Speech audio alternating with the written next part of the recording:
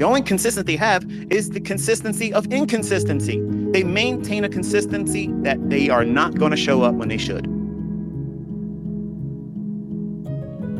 Which retail logic is the market going to use this week coming up? I'm doing a poll right now. This is a poll. What retail logic is gold is it going to use this week? It's going to be Elliott Wave. It's going to be supply and demand. It's going to be Wyckoff.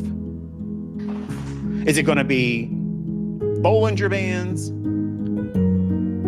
What's it going to be? Moon cycles?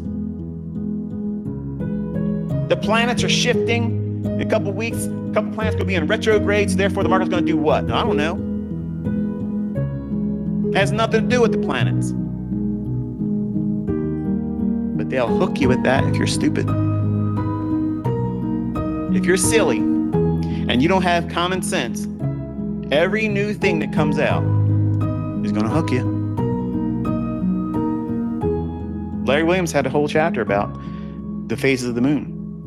And he put his little full moon and new moon scribbles on his chart and said, look at this.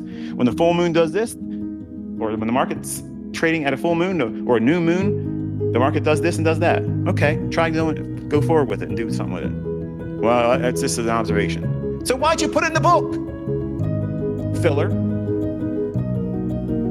He didn't need to have that stuff in that book. And what I'm referring to is the book that he wrote in the 1970s, How I Made $1 Million Trading Commodities Last Year. Everybody should have that book.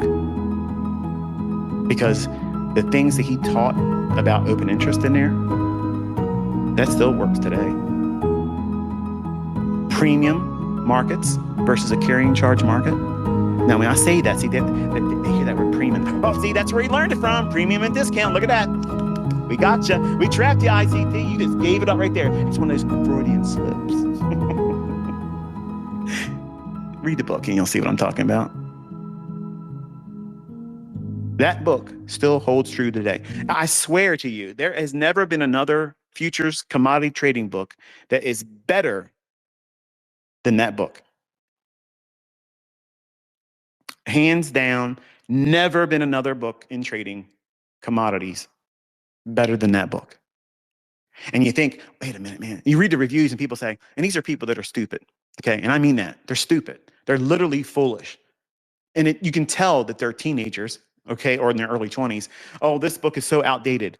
You know why they say that? Because he's showing you charts from the 1970s. He's showing you examples of this is what he was teaching with. How's he going to teach?